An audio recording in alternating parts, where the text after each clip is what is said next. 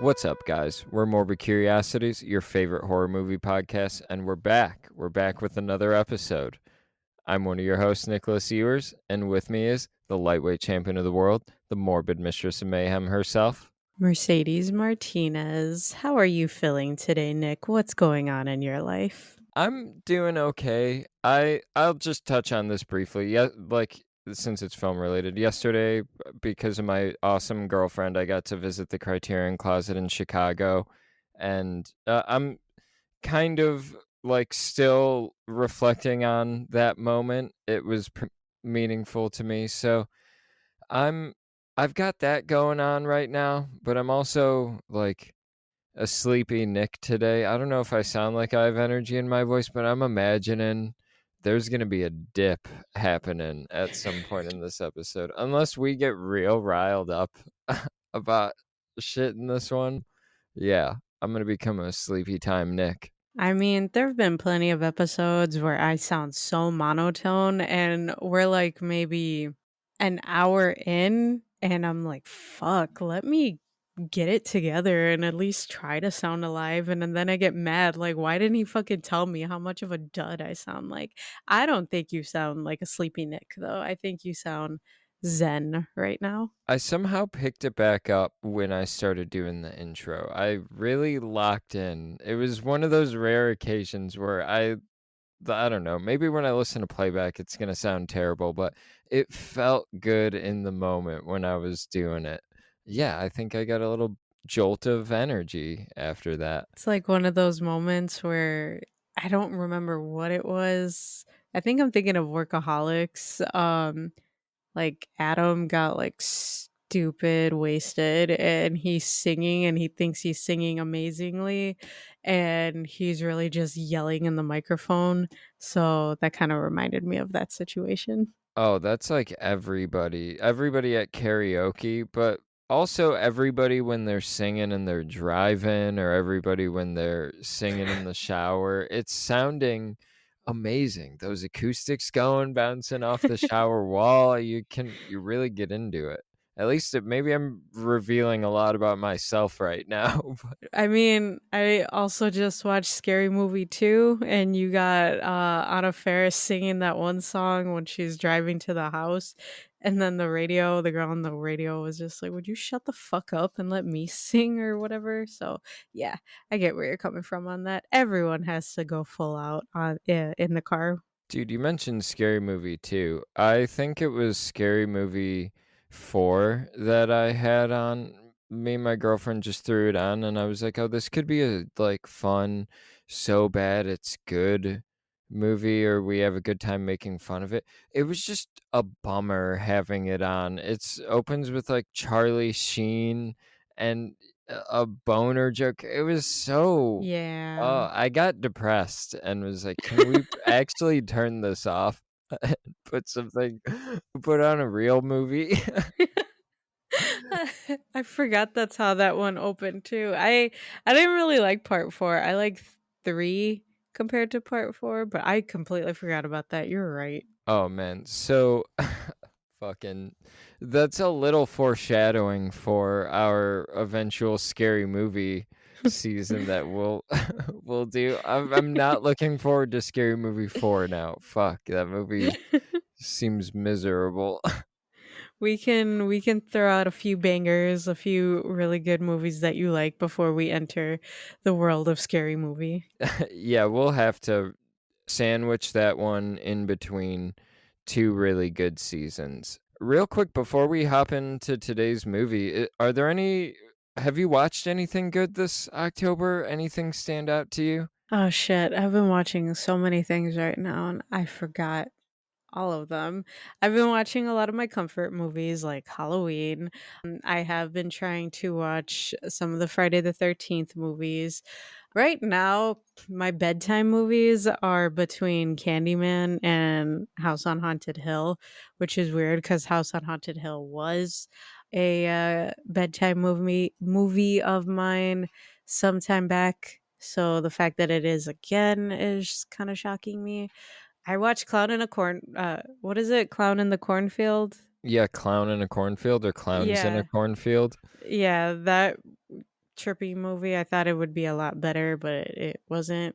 And today I was watching House of Wax, so not like Ooh. super recent films, but some decent ones. House of Wax was a fun one growing up. That was a early horror movie for me when I was just getting into horror. I have a fondness for it, and I might revisit it soon. It's been brought up a couple times recently in my life, but That movie needs more love than it gets, honestly. I mean, Paris Hilton is in it. That's her movie.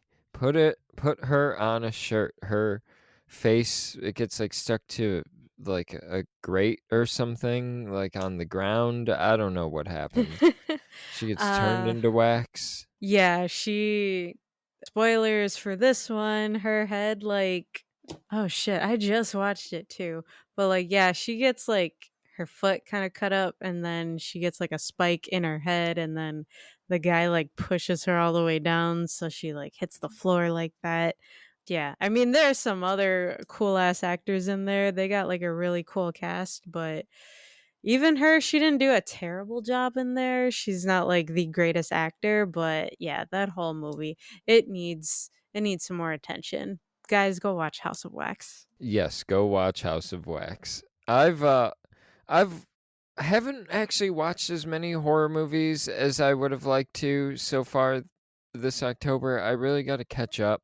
I got to see Sinners at a drive-in with my girlfriend in Chicago.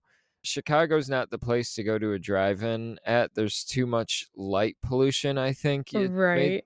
the screen was very hard to see in the dimly lit scenes of the movie. So, but it was a great experience nonetheless. And I watched Interview with the Vampire and Friday the 13th, both for Ooh. the first time.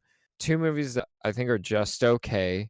Interview with the Vampire was a huge disappointment to me. Have you seen that Wait, one? wait. Back the fuck up. Why would you say that? Why? Explain yourself. I'm a big Tom Cruise fan. I think he's totally miscast in the movie, and I think Brad Pitt is actively bad in the movie. I was like, "Get this guy out of here." And then while I'm on this Brad Pitt tear, and then I promise we'll get to the movie soon, guys. But I watched Thelma and Louise for the first time last night after the Criterion thing because that's the movie my girlfriend had picked. Brad Pitt, he's in that thing. I thought he was pretty bad in that movie too.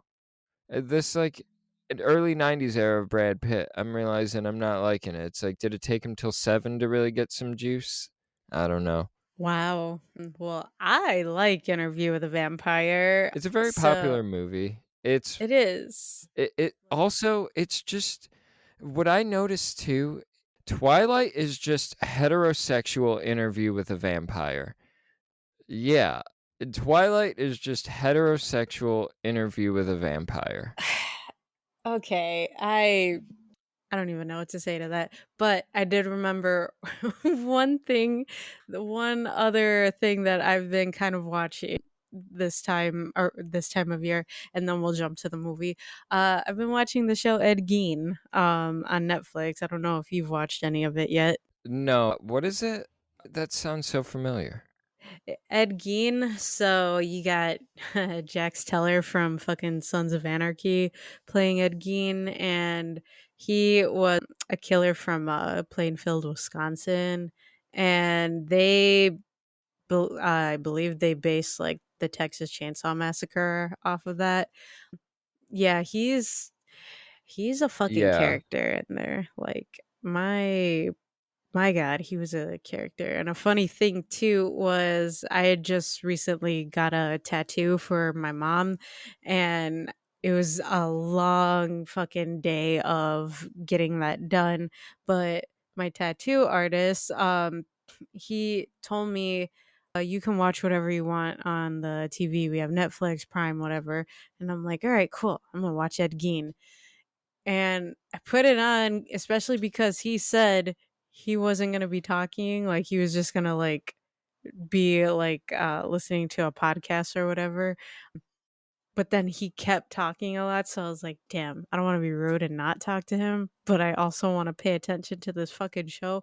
I don't even know half the shit that was going on because I couldn't pay attention, but then after a certain point, I'm, like, making a bunch of facial expressions, and he was, like, looking at me like, "Are you in pain, or is it the show?" I'm like, "No, it's the show," or sometimes, yes, it was pain, but a lot of times it was the show. It's a fucked up show. I recommend you watch it. Yeah, as I heard you breaking it down, I actually someone in my life did like talk about this recently. That's why it rang a bell. But yeah, I might check it out. I haven't watched anything on Netflix in a while, and maybe it'll gear me up for the mandatory Stranger Things, the mandatory like 15 hours of Stranger Things we're about to get in a month or two. Yup. Yup. We gotta prepare for that. Gotta prepare. Yeah. My The last movie I well, it wasn't the last, but I actually watched something in preparation for the movie we're talking about today, accidentally, Nightmare on Elm Street, Yeah. and I just gotta say real quick, I might watch the rest of those. I might make that my October, because 'cause I've never seen past the first one. So, Nice. yeah, so, I mean, that's spoilers for the movie we're talking, not spoilers for the movie, but I'm spoiling the movie we're talking about if we haven't. This is coming out all wrong. I might have to delete all of it. It's not making any sense. Anyway, uh, movie adjacent to Nightmare on Elm Street, movie related to Nightmare on Elm Street, movie people are comparing to it, Black Phone 2. I mean, it took us a while to get there, but that was some solid preamble. I liked hearing everything you were talking about for your October watches. I think that's great. Yeah, we both got, like, some decent watches in. We got some cool little stories to tell for October. But, yeah, so now we are fully into Black Phone 2. So, what were your initial thoughts on Black Phone 2? Like, tell me what you thought of this film. So this is a movie I've been wrestling with the past couple days. I saw it Thursday when it had first come out, and I gotta say, so I don't like it as much as the first Black Phone. I feel like the way I'm sounding, it sounds like I don't like the movie at all. I really enjoyed the first hour 15, I'd say.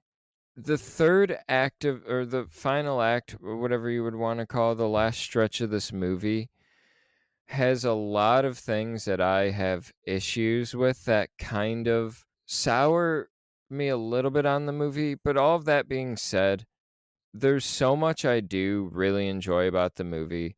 I think directing wise and visually, it's Scott Derrickson's best thing that he's done.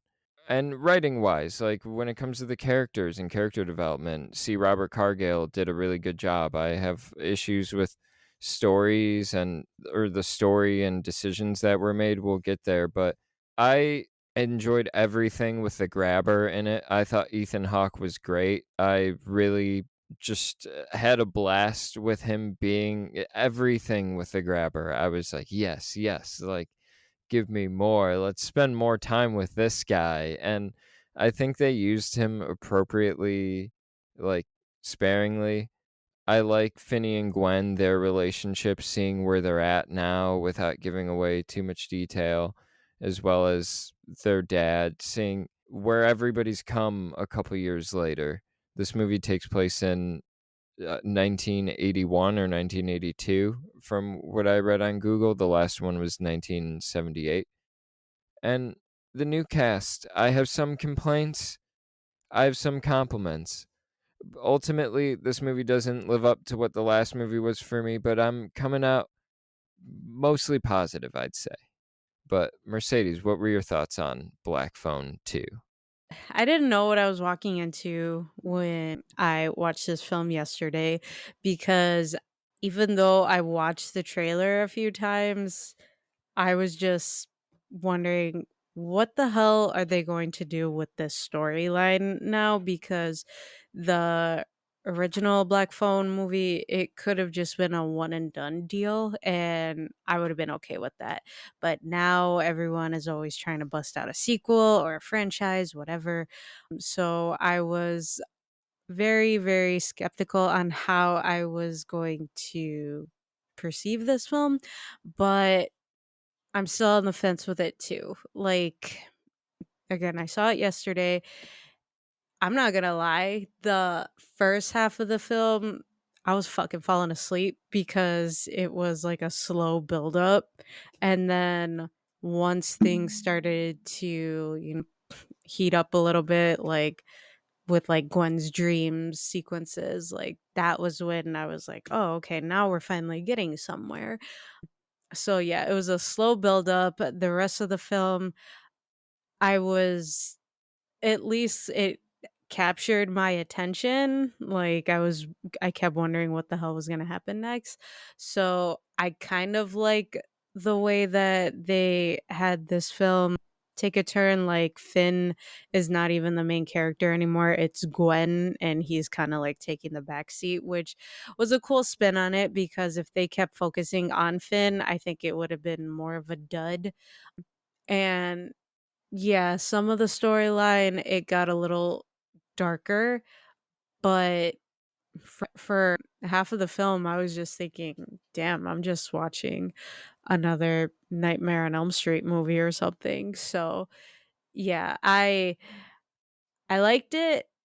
I don't know if I like it more compared to the first one. Like, I had even said I wasn't a fan of the first one just because of how it made me feel. This one I kinda don't like it, so I don't know. We'll see how I feel towards the end of our episode. I'm gonna say something maybe controversial. I think I might like this movie more than the first Nightmare on Elm Street. I like what the grabber is doing and the grabber's dream sequences a bit more than Freddy. Like, this is a slippery slope that I'm walking right now, and Very.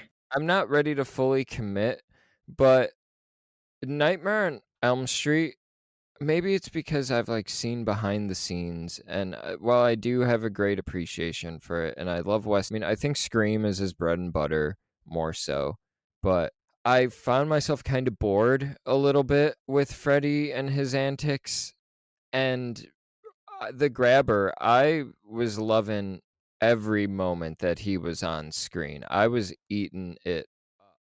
And so by that, I mean, Nightmare on Elm Street may have like be stronger story-wise. It's got a more simple story. This is juggling a lot more, but I think when it comes to the horror element of it all, Black Phone 2 kind of functions more to me. And I only say this just because the comparison, rightfully so, is happening between the 2. And I don't think it's a bad thing. I think this movie intentionally is paying homage to Nightmare on Elm Street. And I'm just kind of thinking like it's doing the dream horror a bit better for me than than the first Nightmare on Elm Street did. Those are, like, fighting words to all the Freddy fans out there. I think this isn't a foreign. I've heard other people kind of say that the other entries are their favorite and the first one may not be the best. And I think that's kind of common in like some horror franchises. You just develop what's going on more, you develop the characters more. It kind of in the way that I feel like the Terrifier movies just gradually are getting better, and we don't, like, hold the first Terrifier to, like, some special stand. I think there is an improvement that could happen, but I know, like, people might get a little mad at the Nightmare on Elm Street, like, that's not too much of a criticism. I just found that movie a little boring to me. I mean, I haven't watched all of them either, I'm trying to. I don't know, I don't like the cheesy, gory aspect that, all the Nightmare on Elm Street movies have, like Yeah, man. there's, like, a scene with a pizza, a sausage pizza, and, like, all the sausages are, like, victims' heads or something, so, like, things like that easily gross me out, so I haven't really ventured down that rabbit hole yet. I will, though. So, yeah, I've only seen a few of the Nightmare on Elm Street movies. I've seen, I believe, 1, 2, and 3, and then Freddy versus Jason. But, Freddy versus Jason, I do like that film, but out of the first 3, I do like the original one. But, yeah, I get what you're saying about all the other, opinions on that. But guys, what do you think? Who did it better? Nightmare on Elm Street or The Black Phone 2? Let us know. Write in on Instagram, morbid underscore curiosities underscore pod, and let us know what you think. If I could throw out a recommendation too, I think you can watch this without having seen most of the other Nightmare on Elm Streets, but Wes Craven's New Nightmare. I Yeah. really, really love that movie. It's a great take on horror. I think it really was priming Wes Craven for Scream and the meta commentary he would do in that. It's a great movie if people haven't checked it out. But I know we've just went off the rails. Sorry for doing that to the podcast. But spoilers ahead for Black Phone 2, guys. We're gonna be diving right into the nitty-gritty of it all. Mercedes, you had mentioned that you found the beginning to be a little slow. I agree with that.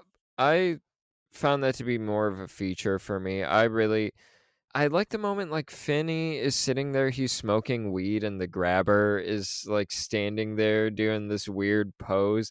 I was like, that's might not work for a lot of people. I could see that being a rough start for some people, but it really worked for me. I thought that if this movie was gonna go for some kind of artsy approach like that and do weird things, I was on board from the beginning, but the slow pacing, it worked for me. I at least like that they were showing Finney, he was expressing himself.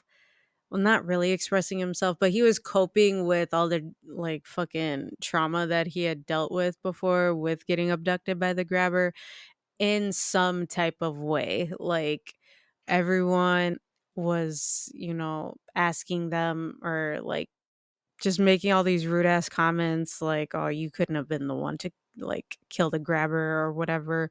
And then his sister Gwen is over here thinking like, "You're not even dealing with it at all. You're just, smoking, blah blah blah."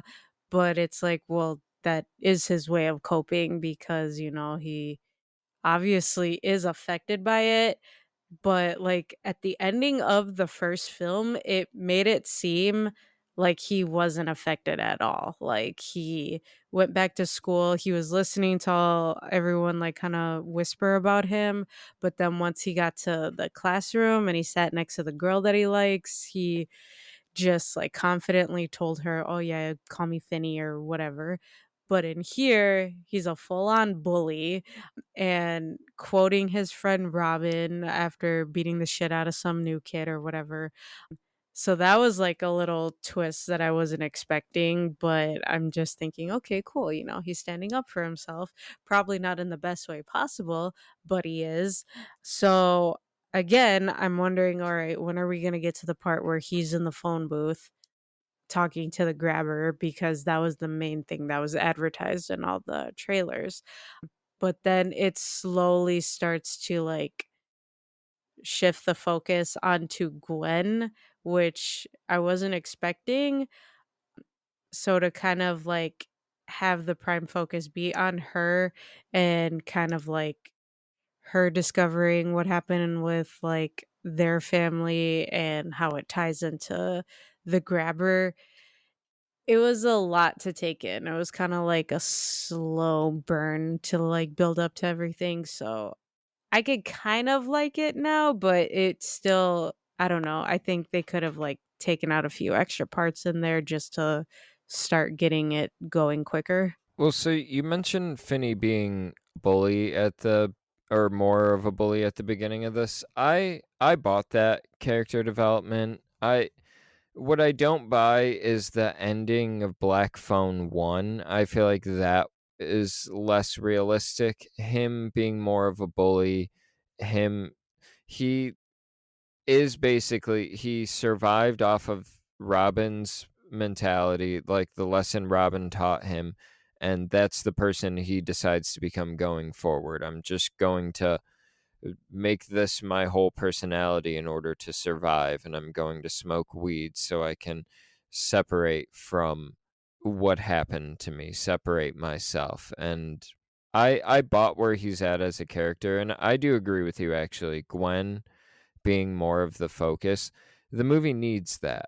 Gwen is the more interesting character in the first one, I think. Finney is a good person to center the movie around.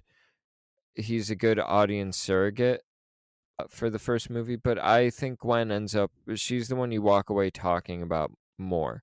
And this movie, in some ways, does really good by, okay, we should give the sequel more Gwen.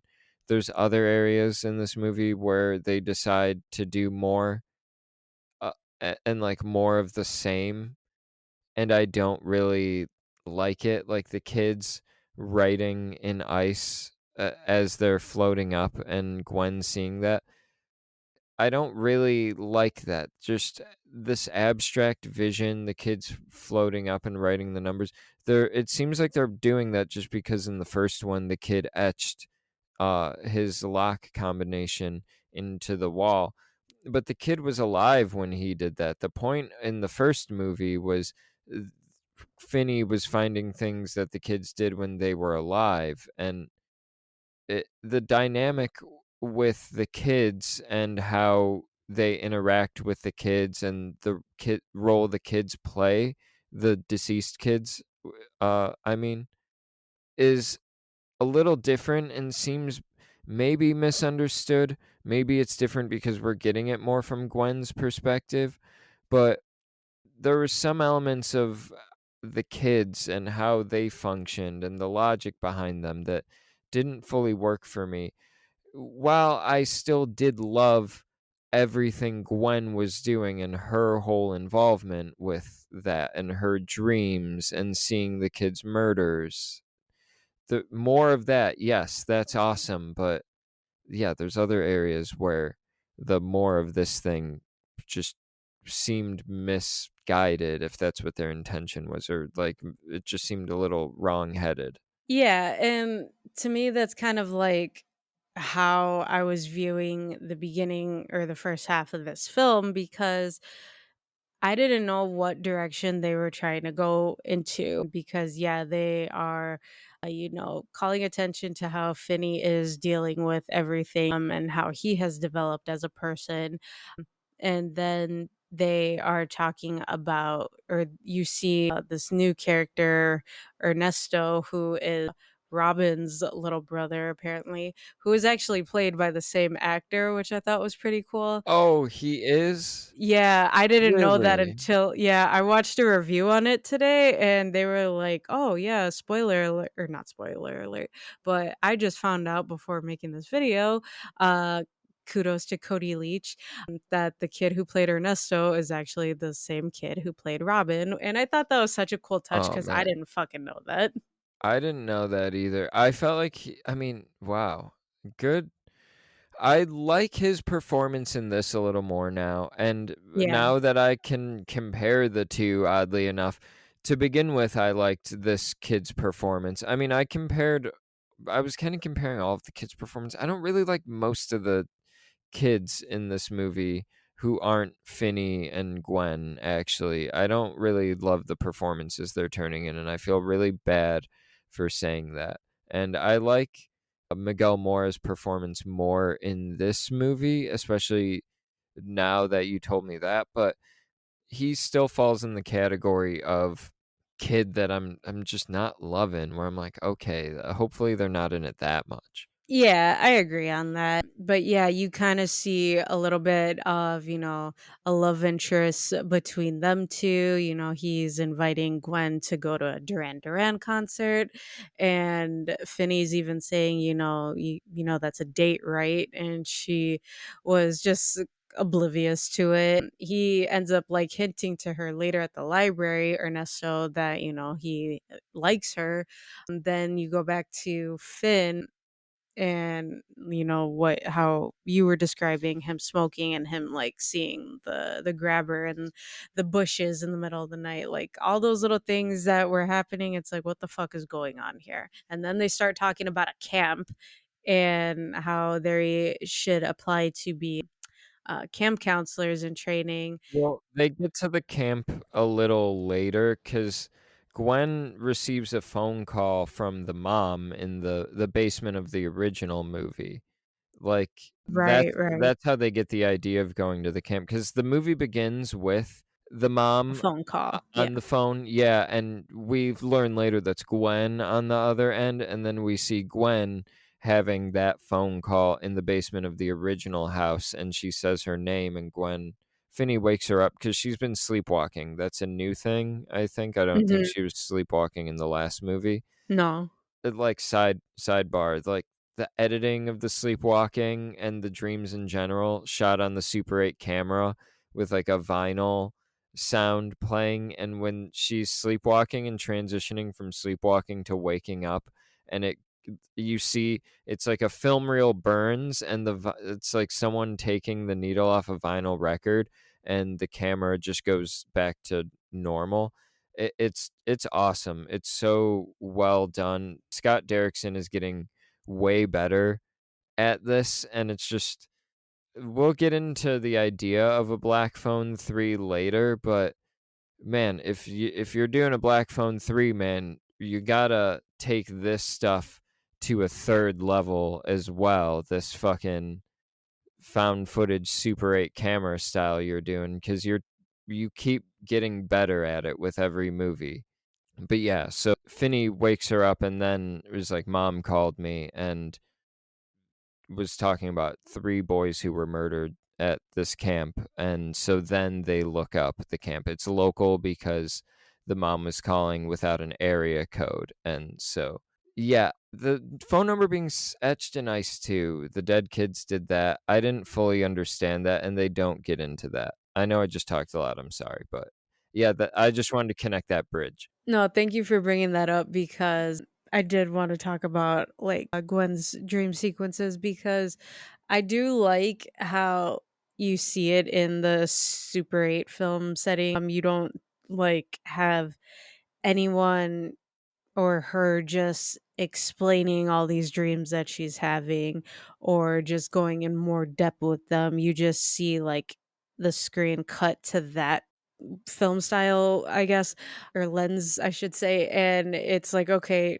we know we're not like in our reality, like something's going on now. And I just thought, like, damn, are we gonna relive Sinister? Like, what's going on here? But yeah, just having Gwen have those little dream sequences, it was cool to like follow those. And I thought it was a little shitty because she ends up back at that fucking house, at the grabber's house, and Finn, he had already caught her sleepwalking once, and she was, like, by their front door, and he was saying, "You're really cold right now." So I'm thinking, okay, she was probably standing there for a long ass time before he found her, and now she reached this guy's house and was in the fucking basement that he was in, and he didn't really, like, bat an eye, like, he didn't, like have, like, any type of, like, Yeah. PTSD there. He was just like, "Come on, let's go." My And girlfriend said the same thing when we were watching it in the theater. That's the first thing she said. How is he okay with being down here after the events of the first movie? And we find out later he's not okay. And I immediately, even though I really like the scene where he admits to not being okay, it did make me think how you were so fine in that fucking basement earlier a couple days ago. maybe he was high off his ass when he went down there and, like, it wasn't fully hitting He him, who looks at knows? the grabber burns in hell and stares at that, and then he has a reaction. That's the most we really get. True, yeah. So, yeah, I thought that was strange, and then the whole thing with, like, Gwen seeing all the dead children, yeah, they're floating up in the ice and they are, carving a letter in the ice. It's like, okay, well, that's kind of cool in theory, but just that being executed, it's like I don't know. It didn't really work for me because it was, you know, a way of the dead communicating with her. through her dreams, like, it wasn't, like, something that happened. It feels like it needs to be the kids left behind some evidence that it was this guy before they died, and that's how they're able to connect it to the grabber. It's really kind of stretch, I feel like. I mean, they do get you there pretty quick because they hold up a yearbook photo, and Finney's like, "That's Ethan Hawke right there, circa 1990," or whatever. And that was the Before trilogy, Before Sunrise, that was the movie we pulled that still from. It looked like it was a headshot. They opted on to a photo of a dude with long hair, Mhm. but it is just a little bit of a leap that this movie is asking you to take when it comes to some of the supernatural stuff, and their need to explain why things need to happen that I'm just not really taking with them. Yeah, because once Gwen brings up like, "Oh yeah, our mom used to be or went to the camp or used to be a counselor there or however it was," it's like, "Okay, are we talking about the mom now? Like I thought we were focusing on you two or just focusing on one of you." I like the mom stuff. I like the telephone and the communicating almost through time type of element. That's really cool. The stuff that's centered around Gwen and her supernatural ability and the link to the mom, I really like. I think that's a good way. That's how you do a sequel. You tie it back to the mom in some way. You really make like you give the audience more of a reason to become emotionally invested. You get the dad sober. I'll just like throw that out there real quick, but it's it's the stuff with the kids where this movie really loses me, and I feel like it doesn't understand the rules that the first movie set up for itself. Well, I mean, that's the thing too, because at the end, the very end, I loved how, it was the mom and Gwen having a connection with each other. And, Gwen is more so, well, I'll get to that part later. But yeah, I love that part. But leading up to it, it's like, what the hell? We didn't even get this much like focus on the mom from the first one.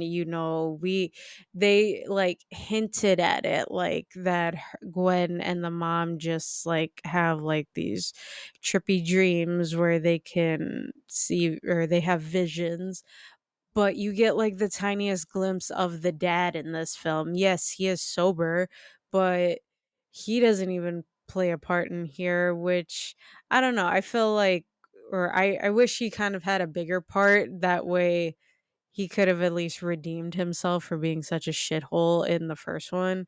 Yeah, I don't know, the all of that, like, how all of a sudden it was focusing on a little bit of the mom was kinda bugging me because, again, I was still trying to figure out, like, what lane they're trying to stay in here for this film. But, like, once they get to the camp and, like, things start to, unfold a little bit more, that's when it started grabbing my attention, sorry. No, I get you. And I mean the stuff with the mom and the dad, Finney and Gwen's mom and dad. Yeah, I gotta say, just especially carrying over from movie one to movie two, really worked for me. I didn't expect this movie to have any mom stuff at all. I kind of was just like, okay, the mom's dreams were misunderstood and she was written off as crazy, and that's deeply sad. And this movie makes the first movie just a little less sad because now there is this connection. There's this closure that they have. The mom wasn't just someone who was misunderstood and killed herself, even though I don't love the explanation for the mom's death that this movie does. And we'll get there. It's a part of the last act. The last act that had the power to make me almost cry at times, and it is also one of the worst, filled with some of the worst moments in the movie. It's wild to me, the drastic shifts I feel watching that last act, but it's the dad too getting so I found the dad to be fully redeemed, you know, he whatever his redemption was that happened off screen, and I'm kind of okay with it, you know, maybe I could have used more Dickie Bennett in this thing. I didn't know what I wanted out of him going in, but I said to my girlfriend while we were watching it, I turned to her and said, it's so just nice to see that he's sober and has kind of got his shit together and he cares. And when Finney and Gwen leave and he's like, oh, you know, just have the whole house to myself. He seems genuinely bummed that they're not going to be around anymore. And I was just happy that it's like, okay, he was able to get there and maybe he still has some work to do, but it felt really uplifting to see where the dad was. I don't know. I could have had a little more from him just because he was just like the tiniest side character in here. And then once they're at the camp, we're introduced to a few other characters. This guy Mondo, I kinda wanna shout this guy out. He's played by Damian Bakir, I think is how you pronounce it. Mhm. This guy, just any when I saw him pop up, I don't know if you've seen The Hateful Eight, Mercedes. Have you seen that? The Quentin Tarantino movie? Where that's a I have movie not. that takes place at a snowed-in cabin. So when I saw this guy pop up, I was like, "Keep fucking Senor Bob," or whatever his name is, out of here. Like, Senor Bob is his name in The Hateful Eight, I think, but I was like, "No, this is no good. He shouldn't be at a snowy cabin ever." I have not seen that. I should watch it. But I like his character in here. He's pretty cool. You also have this girl, Mustang, and this oddly religious couple, Kenneth and Barbara, mainly Barbara, who is like that. But yeah, you just see how these three, it's Gwen, Finney, and Ernesto, they are the only ones who are applying to be camp counselors in training. And you do see, there's a split with their bunkers. Like Gwen has to sleep in the female cabin, the boys have to sleep in the other one. But Gwen does sneak over there since she keeps having all these dream sequences. And I did like this part though, because she ends up sleeping in the same, well, tries to sleep in the same bed with Ernesto, and she's trying to pray to Jesus again, which I thought was cool because it's like, all right, she has some faith left in her. And even though she's going through all this weird shit, like she is still praying. And just the interesting conversation that her and Ernesto have at that moment, it was some it was just, it threw me off a little bit, Yeah, but he's like, your Jesus talk gets me all worked up, baby." right, exactly, and the Yeah, fun my audience was laughing. Yeah, I was, like, trying to hold my laughter in because no one laughed in the fucking theater. I was like, "Well, fuck you guys," but it was funny because then you got a part where he says, like, "You're beautiful," and you hear Finn on the other end of the room, like, "What about me? Do you think I'm beautiful?" I'm like, "Oh my god, that is so embarrassing," and then you got Gwen's lovely vocabulary, like, going off on Finney, like, "You were listening or you were up this whole time?" Like, I love that they were able to still slip in some humor with her and how she talks, but for it to be smooth and not feel forced in this fucking dark ass film. So I felt like they had her, like, swearing and being a foul mouth a little too much in this. That was one of those things where I'm like, yeah, it feels like they knew that that killed in the first one, and they just did it a little too much in this one. There's like a rule of 3, and I feel like they hit that number 3 a couple of times where I was like, "Okay, it's not as funny the 3rd time," you know? Yeah, some of the parts I was like, okay, she could have dialed it back on like some of these things, cuz yeah, I agree. Everyone loved her with how she was like talking in the first one, but I also feel like that is because she's saying all this shit as a kid. So for her to say it as a teenager, okay, we get it. All teenagers talk like fucking shit all the time. And I swear a bunch, so maybe that's why it didn't phase me as much. But yeah, a few of the things she said, it could have like gone without. But yeah, I mean, at least it still shows that she's true to her weird little self and didn't change. True.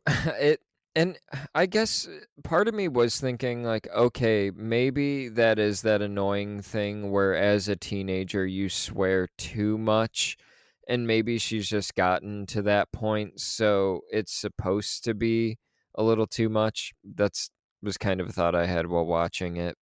Before she ends up in bed with Ernesto, I think she has, like, another dream sequence, and this is when Finney is in the phone booth for the first time, I wanna Right, say, right.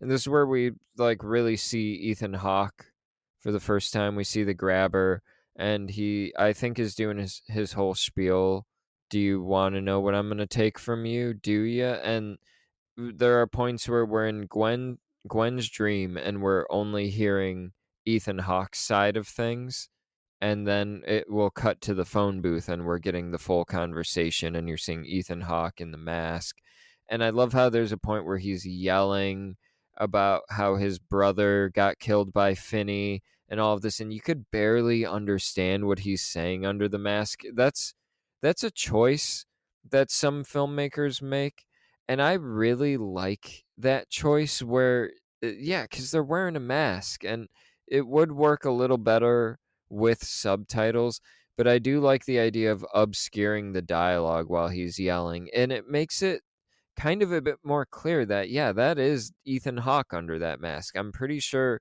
aside from some of the crazier stunt stuff, it seems like that is Ethan Hawke in his physicality. Like when he's like doing the weird sideways movement with the fucking axe as he's approaching Gwen at one point. It was like, this feels like how Ethan Hawke moves.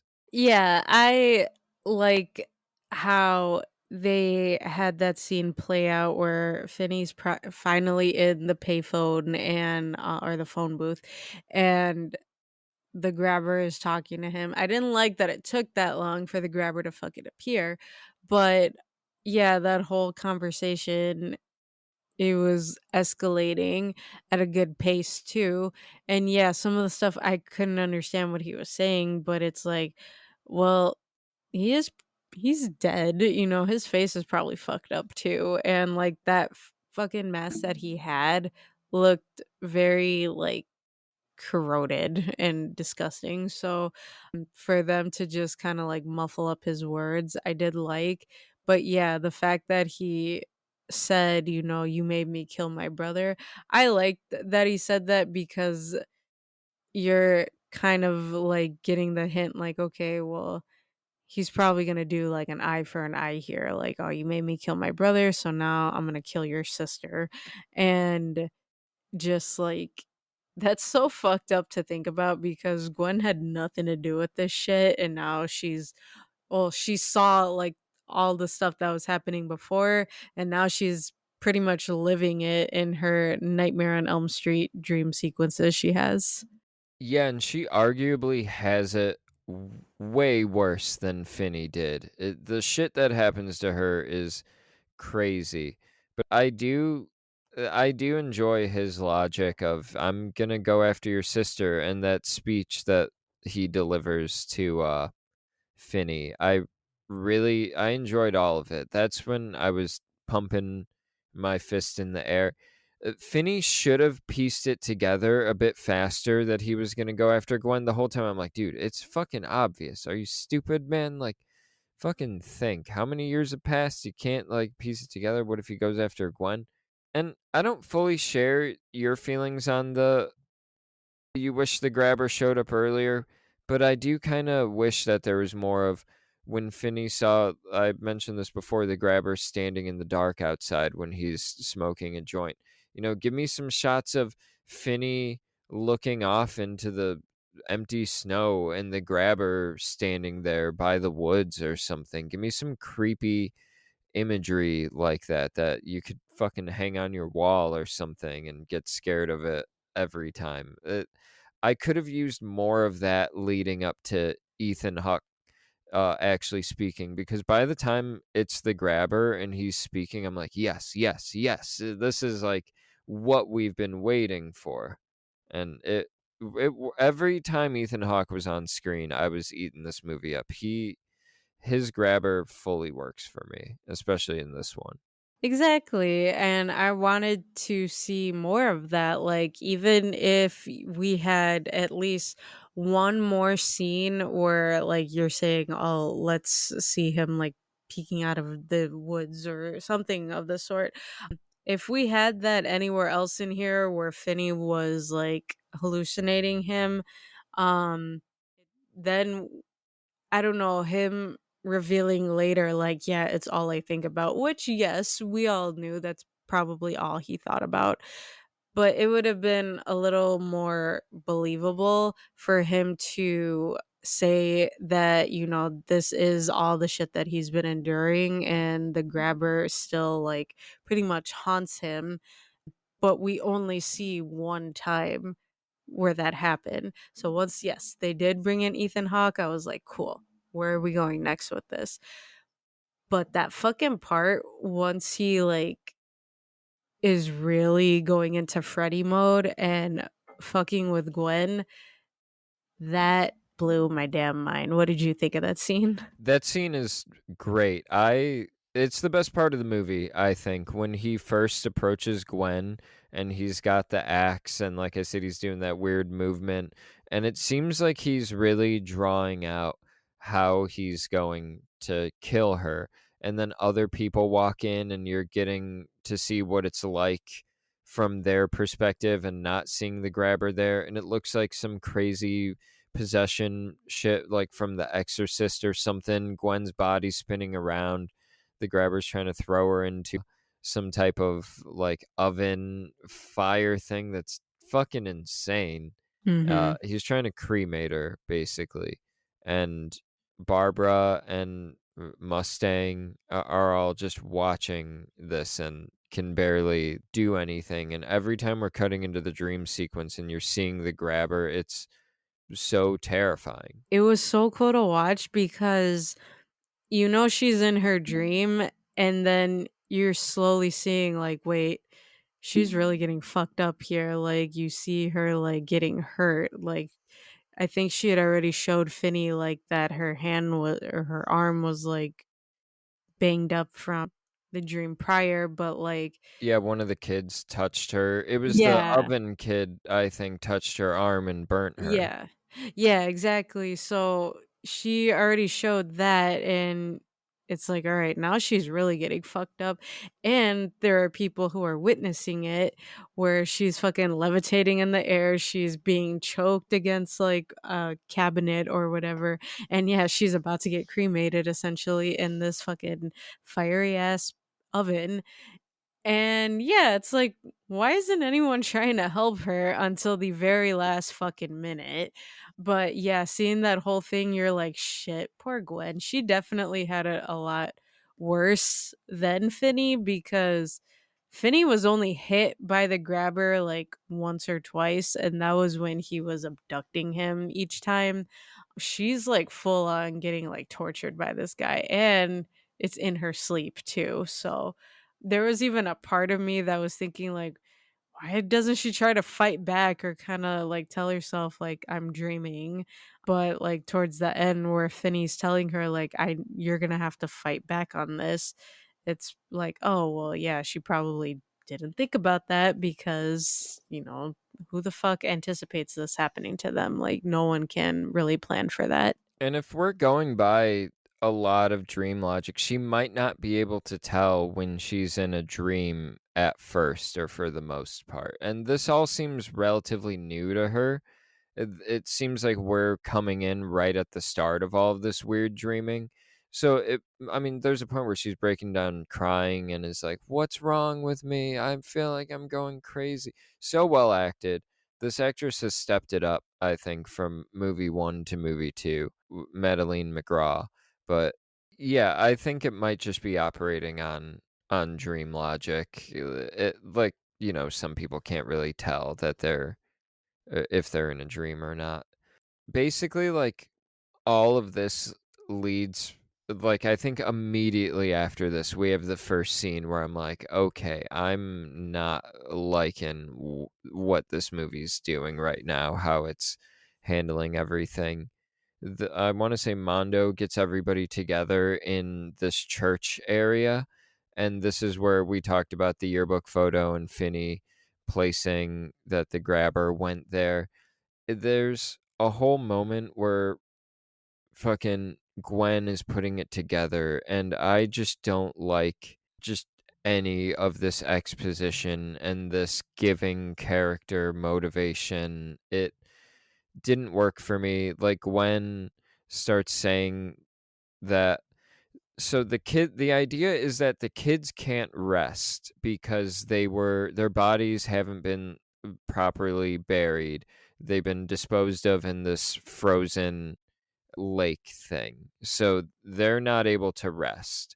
There's a point where the kids tell Finney, "We're not supposed to be here." I it took me a while to kind of get what that line meant, but I want to say that that line is explaining that the kids that they're not supposed to be where their bodies are disposed of. So that's why they are currently in this like weird ghost state almost of they're not quite in the afterlife. And Finney never tells Gwen that, but Gwen ends up being the one who comes to the decision that the kids are the ones who cannot rest, and the grabber is able to come back because the kids aren't resting and he's feeding on the fear of the unrested kids. Now, while all of that is like cool, if that's how you want to explain everything, that's awesome. I don't think this movie did it elegantly at all. I didn't like that it was all in this one scene where Gwen just lays it all out and she somehow knows this is what's happening. If that's the logic, cool. But Gwen shouldn't just know this stuff. These people should not just know how the other world operates and how Ethan Hawke is there, like how the grabber's back and what's going on with the kids. They should not be in the know. Ethan Hawke at one point has an axe to Gwen. He was like, if you die in this world, do you die in the real world? I don't know, but let's find out. And I'm like, yeah, that's the approach. I mean, this is a character that's actually in the ghost world and he doesn't know how the rules work and the logic of it all. It all should be more of a question mark. And I like the movie when it is a question mark. And right when we get to this exposition moment, it starts to lose me because we have all of this explaining and we have this weird mission that like yeah, if you want to find the kids' bodies, that's cool. If that's Mondo's objective, find the kids' bodies, that's cool. Set that up and then deal with the grabber, have that be a Finney and Gwen thing. But just the way it's all laid out and the way they get to the end by this being the task that they have to do just didn't really work for me at all. It's a big leap that I could not take with this movie, unfortunately. Yeah, and that's how I felt because how she was piecing everything together while they were in the church, and all of a sudden she figured out, like, oh, this is what the kids are like writing out in the ice. They are writing out the grabber's actual name. Then they find out, oh, he was at that camp. Okay, he's also the grabber and Finney's the one that killed him. And then yeah, how all of it was just coming together in that scene. It did not feel like organic at all. And then I'm jumping ahead to this scene just because it's relevant. When Gwen is trying to, it's at the towards the ending where the dad, he appears at the camp because he's trying to take the Finney and Gwen home. She is explaining everything to them and talking about, like, okay, well, Finney, you're not even dealing with the grief that you have. You are acting just like dad, how he was a drunk.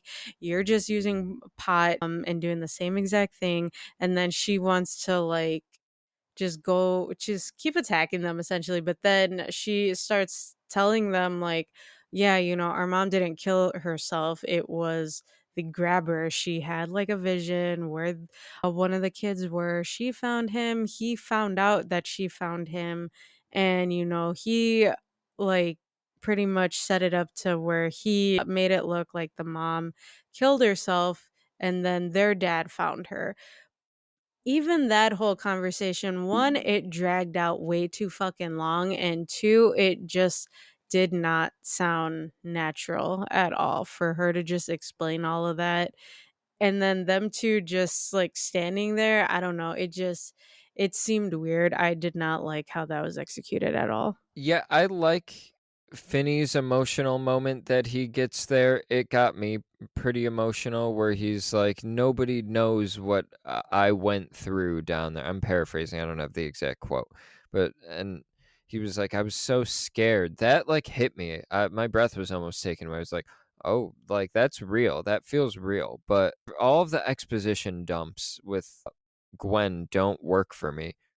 There's also I I wanna talk about the mom suicide, but I also wanna just quickly mention another thing I don't like, and it's, like, the worst grabber moment next to the mom's suicide, but Mondo, when he is communicating with the grabber over the radio and he's calling him, like, Billy Bob Thornton or whatever the fuck his name was, Wild Buffalo Bill, something, WBH, I don't Close know. enough. Yeah, it's something weird that I didn't love, but he's talking to him, and then the grabber's like, "My name's not Bill." That didn't work for me, and then it goes to the mom's suicide, I wanna say. It's 3 scenes back to back where I was like, "Oh, man, this is not working," and the mom waking up and being like, "Buffalo Bill?" Or whatever his name is, and I like the idea of maybe the mom found the first kid who was kidnapped in the neighborhood. That's cool. I don't like the idea of the grabber grabbing the mom, putting her in the van, driving the van to their house, getting inside the house with the van sitting there, nobody waking up, ha- hanging the mom. It's like, unless he probably killed her and then hung her dead body, that would make more sense. Like snapped her neck and then hung her dead body or something. But it was just such a stretch for me that I was not that willing to take. And then the movie gets better. We can really dive into the action a lot before we got to wrap up. But yeah, that those 3 scenes back to back didn't work for me. Yeah, I didn't like that either because the fact that, okay, well, with the mom having these visions and being able to, link everything together, I did like. So I was able to at least buy, okay, she found out the grabber took this kid and now he knows that she's onto him. So he gets rid of her and now everyone just like assumed okay she killed herself because she couldn't take her dreams anymore. That was a fucked up scene because it's like okay damn no one even knows her story and now there's like so much to reveal with that. I did like it but with like how everything you said everything going back to back it's like okay they're trying to force all this information in there and kind of like explain things in weird ways that just didn't work well. It's like it's retconning that I Yeah. didn't really expect to. I didn't expect them to retcon this in the way that they did. Yeah, exactly. So I don't know. Like again, it was a part where they were just like forcing too much into a tiny bit of a few minutes that they had. So yeah, once they start putting the pieces together. They're all trying to search like this frozen lake for all the missing dead kids. And that was fucking terrifying alone to watch when they would just like get rid of all the snow, like move away all the snow I aside. thought it was really cool. Yeah, like you could see all the way down in the fucking water. It's like, damn, it's that clear. That is so fucked up. And then once like they do start seeing like, They're like barrels. barrels, yeah, that one of the boys was, like, sunken in. It's like, holy fuck, you see his hand, it's obviously all decomposed and everything, but fuck, they're about to start finding them, and I'm thinking they're all gonna be in the same spot, but that wouldn't make any sense. Yeah, so little by little, they're trying to figure out, like, okay, where's the next body, and they're literally searching from sunrise to sunset. And you would think these people would try their fucking hardest to make sure Gwen does not fall asleep again, but she falls asleep again. And that's when she's like seeing the grabber, and or she is this the part where she goes like in the water and herself? There's like 2 dream sequences that happen around the ending, but I wanna say this is the one where she because the dad's there, they're about to he's helping Barbara and everybody, they wake Barbara up. Mustang lectures her about not being Christian enough. I do kinda like that there's or, like, not being the right kinda Christian, like, Mhm. I do like that there's a little bit of that in the movie, like, looking down on people who look down like, the Christians who have this holier than thou attitude. Real quick before we jump back to the ice skating thing, I wanted to say one last thing about that mom suicide scene. I liked Ethan Hawke in the car with Gwen and, like, their conversation. I didn't wanna make it seem like I fully hated everything with the grabber there. It was the flashback stuff I didn't fully like. But the ice skating rink. Yeah, this is where Gwen is in the water and she, like, helps the dad carry one of the barrels up because he ends up in the water at a certain point, but, yeah, this whole scene, like, I wanna say Gwen takes sleeping pills, or something. They, like, imply that she did something in order to assure that she would fall asleep at this event, and, the grabber is just going buck wild. They established that he was a really good ice skater. I thought, like, okay, that was not a bad detail, like, this weirdo has, like, a cool trait like that, but he yeah, is just ice skating all over the place. He goes behind Mondo, and like is smashing the ice behind him at one point. I think I might be combining two separate scenes in this movie. I think there's two separate grabber ice attacks, but I know we're low on time, so we can kind of talk about them as a whole if we want to. But yeah, I loved everything about the grabber going buck wild on this ice and just fucking all this shit up and being an invisible terror. I heard 3C Film, I was watching a little bit of him and heard him complain that the grabber isn't going around and killing people a bunch in this movie and this scene in particular. And I kind of I get why you would want him to kill more people. A lot of the deaths that happen in this movie take place in the past. We don't really see any present day deaths. None of our characters end up being in any real danger. Nobody dies in present day. But I just don't think the grabber would have motivation to go after anybody but Gwen. And he's just a vengeful spirit. And I don't get the idea that vengeful spirits are serial killing monsters. I was like, okay, I buy that he is targeting Gwen and Finney. Yeah, I mean, he does, like, show so much of a brutal side that he has because, yeah, in one sequence, you see Mondo out there by himself, and I think he finds one of the barrels and he's trying to pull it up, but, like, the grabber's there behind him while Mondo is, like, trying to break the ice. Simultaneously, the grabber is breaking the ice behind him so he could fall into the water and drown and die too. So, it's like, okay, that part, that's pretty fucked up. And then once they are all there and Gwen falls asleep and he's skating around doing his thing, like, he's dragging the fucking religious guy, like, across the ice all fucked up. Everyone can witness that. He even, like, waxed the head of the one religious woman who. Barbara, he like cuts Barbara and that guy's head in like one swipe. Yeah, exactly. So it's like, I wish they would have died. Like, we could have gone with a few extra murders there, We but could've it would've felt unnecessary to me, I feel like. At the end of the day, like, it would've just been for spectacle. I mean, they were kinda shitty, more so Barbara, so if Yeah. she would've gone, would it have been a terrible loss? I don't think so.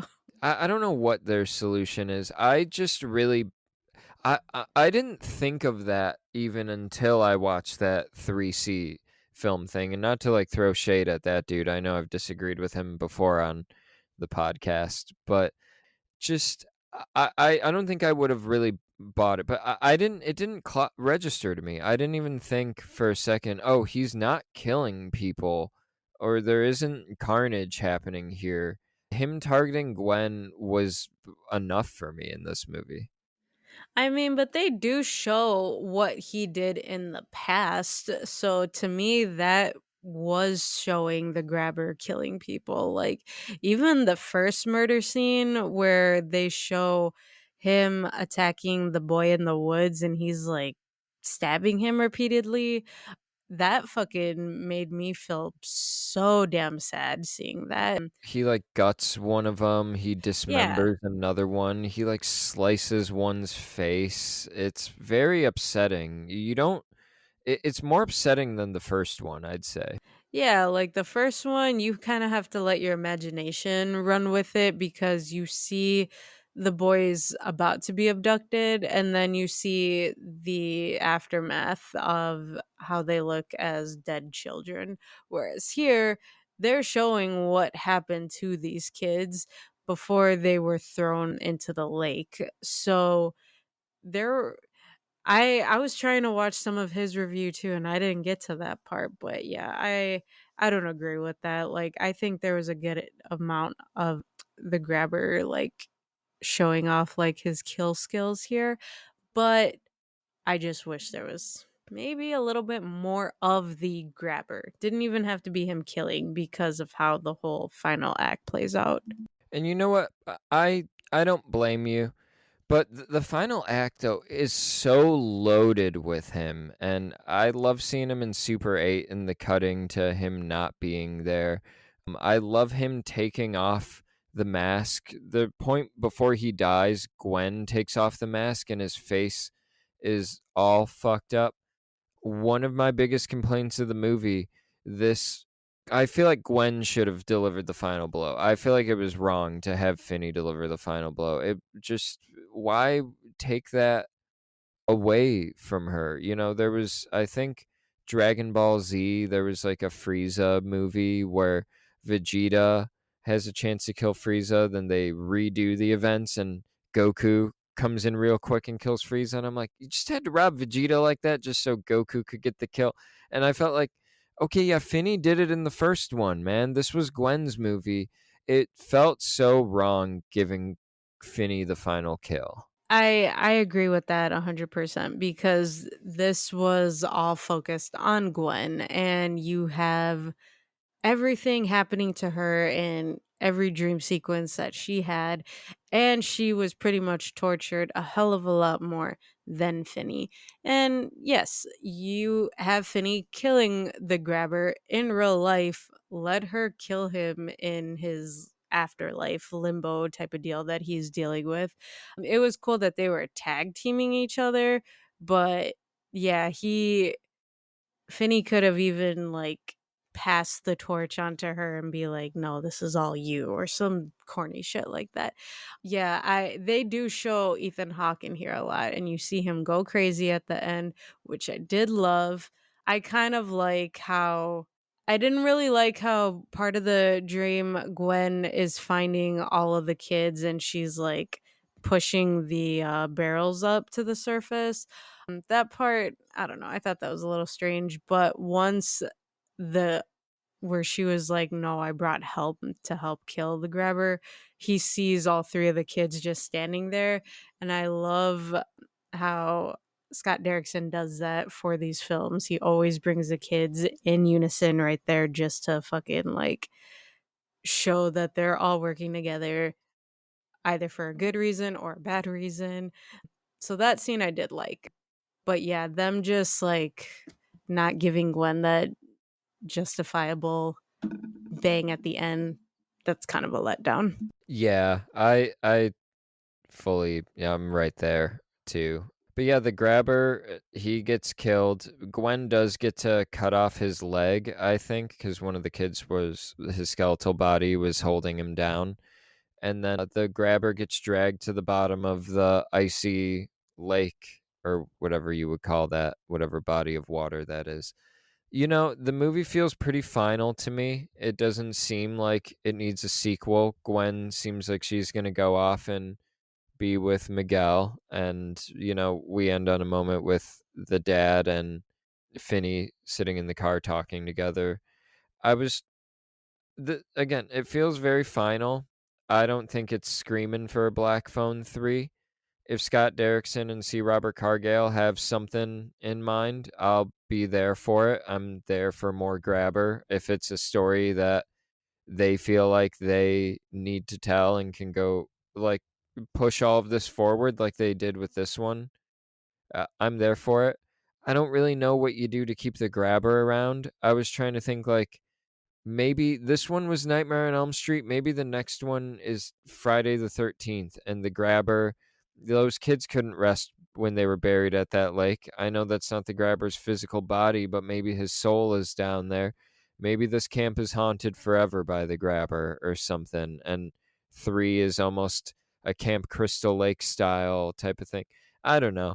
That doesn't sound crazy interesting. I'd like to see them do something different like they did with this one. Like, do a third movie that's different and pushing things forward if you're going to do it. But this one doesn't end in a way that really seems like it's calling for a third movie.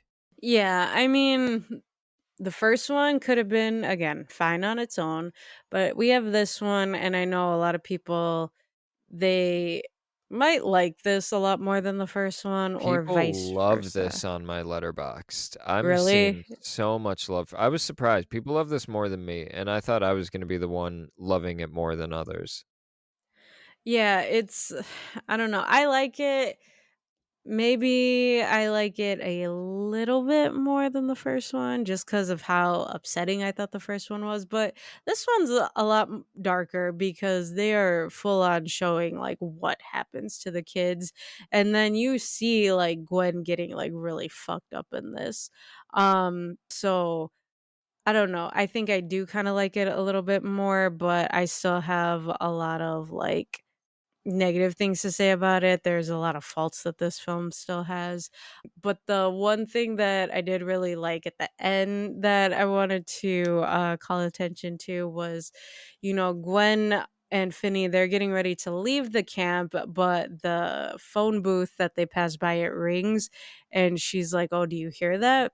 And he said, "No, so it must be for you." Because you do see in the beginning the phone rang like at like a little convenience store that Finney was at, and he just looks like flustered answering it and is just like, "I'm sorry, I can't help you," and automatically hangs it up.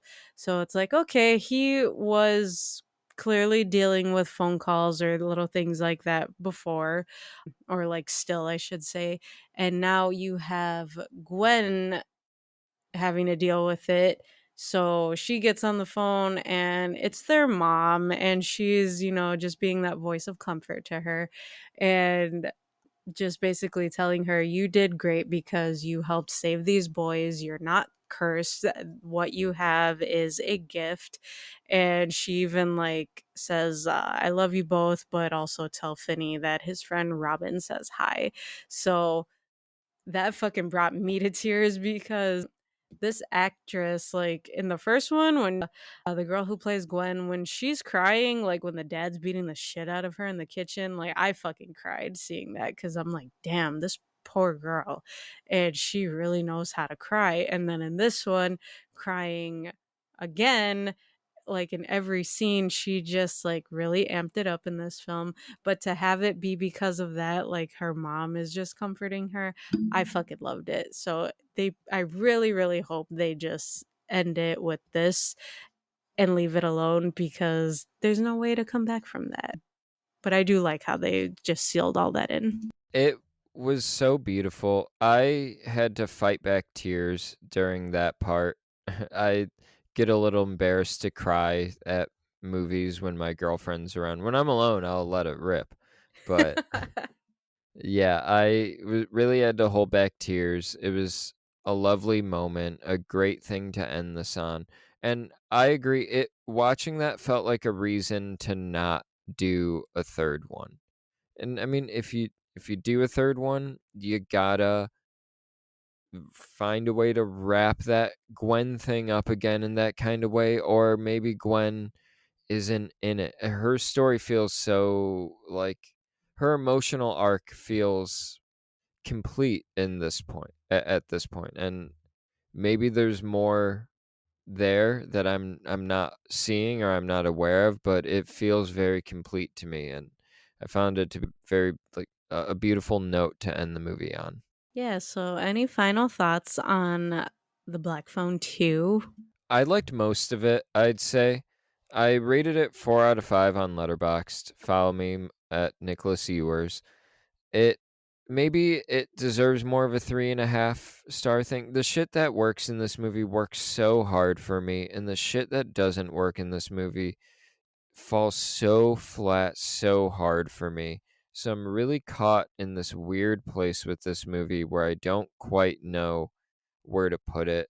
I feel like I'm gonna watch it a bunch. This feels I'm saying the word feel a lot.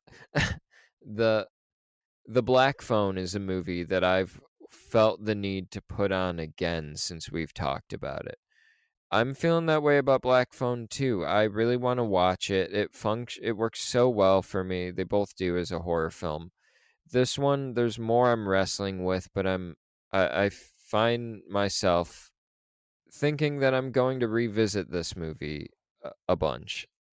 But like I said, I'm mostly positive, I guess. Yeah, I could see myself rewatching this one. I like that there's more area that we get to, live in, not just like their hometown and then the grabber's homes, I should say. You have, a different environment where you're at this camp and, it's a blizzard outside. You're dealing with a lake, which is so vast to deal with too. So, yeah, but there was a lot to unpack here.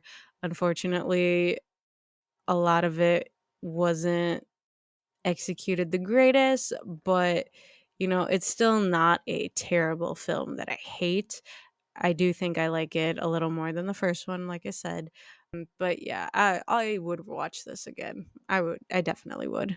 Yeah, and I want to just real quick before we wrap up, shout out that scenery. I love the snow, love the ice. I love a daylight horror movie. I love a snowy horror movie. We don't get a lot of them, but totally love the look of all of that. Love the scenery. The setting worked for me.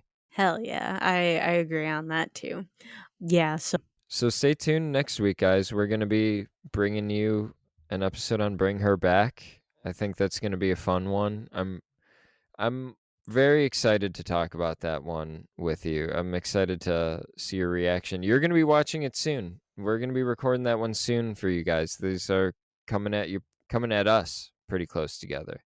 Not you guys as much. You're getting this episode a day late. Sorry for that delay, but this is a free podcast, so take it or leave it. How about that? yeah, exactly.